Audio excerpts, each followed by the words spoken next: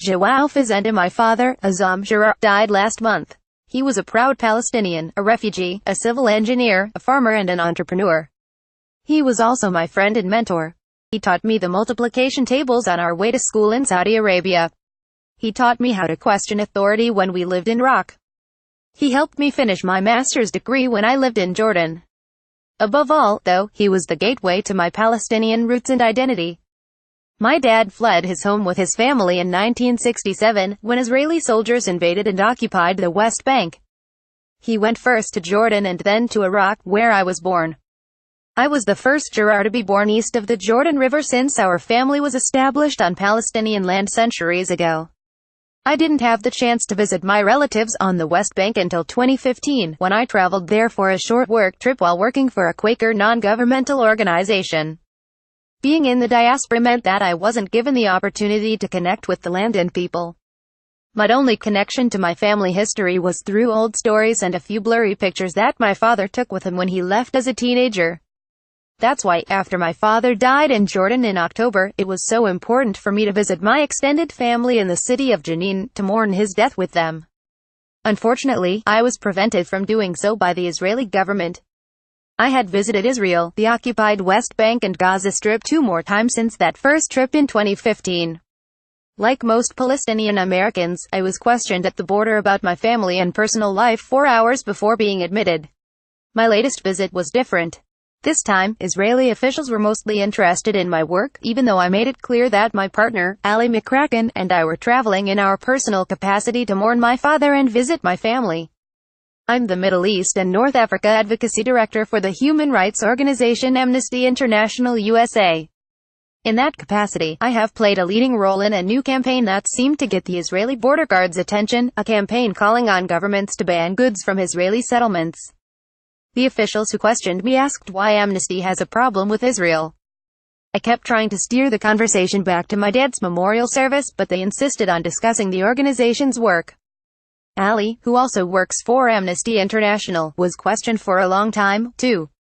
They took her phone and went through her text messages. After hours of back and forth, I was informed that I was being denied entry for reasons of public order and, believe it or not, the prevention of illegal immigration. I called the American Consulate General in Jerusalem and was told that there was nothing the officials there could do to help. Based on the questions I was asked, I had no doubt that this denial of entry was retaliation for my work. Amnesty International believes Israel's settlement enterprise amounts to a war crime. Under international law, governments have an obligation not to recognize or assist illegal situations. That's why Amnesty is calling on governments across the world, including the United States, to uphold that law and not allow Israeli businesses to profit from an illegal occupation. Israel seems to have denied me entry under legislation passed in March that bans entry to Israel for non-citizens who knowingly issue a public call for boycotting Israel. This law pertains not only to the boycott of goods produced in Israel proper but also to goods produced in settlements. Although Amnesty International calls for a government ban on importing those goods, not a consumer boycott, the Israeli government seems to treat it the same way.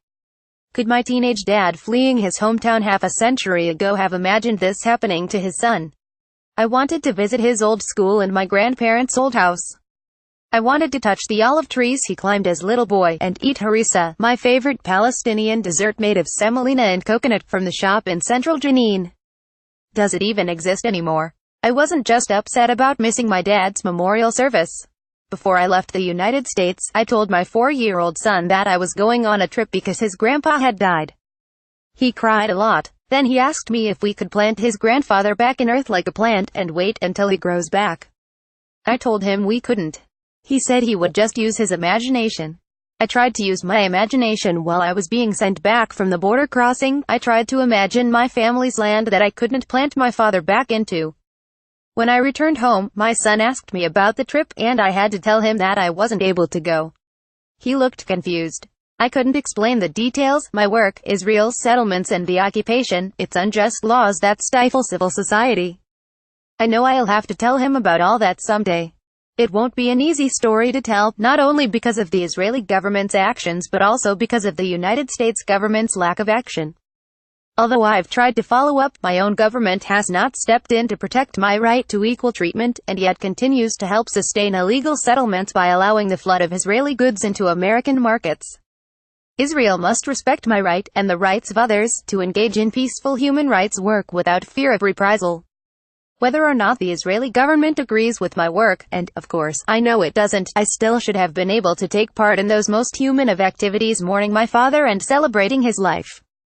Raed Jarrar Jarrar is the Advocacy Director for the Middle East and North Africa at Amnesty International USA. A version of this op appears in print on November 24, 2017, in the International New York Times.